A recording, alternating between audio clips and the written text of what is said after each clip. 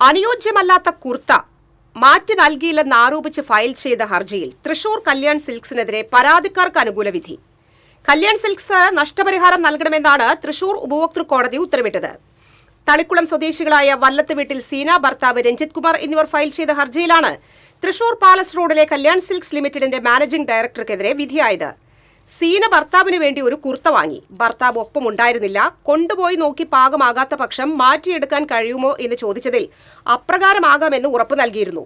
വീട്ടിൽ ചെന്ന് ഇട്ട് നോക്കിയപ്പോൾ യോജിച്ചതായിരുന്നില്ല. തുടർന്ന് കല്യാൺ സിൽക്സിനെ സമീപിച്ചു, മാറ്റി നൽകണമെന്ന് അഭ്യർത്ഥിച്ചു. യാതൊന്നും ചെയ്യാൻ കഴിയില്ല എന്ന മറുപടിയാണ് ഉണ്ടായത്. കൂടാതെ മാഞ്ഞു പോകുന്ന ബില്ലാണ് നൽകിയത്.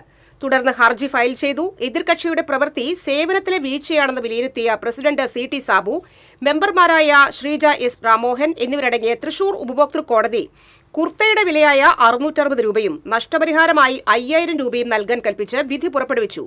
മാഞ്ഞു പോകാത്തതും ഉൽപ്പന്നം തിരിച്ചെടുക്കുന്നത് സംബന്ധമായതും മാറ്റി നൽകുന്നത് സംബന്ധമായതുമായ നിലപാട് വ്യക്തമാക്കുന്ന ബിൽ നൽകണമെന്നും വിധിയിൽ പറയുന്നുണ്ട്.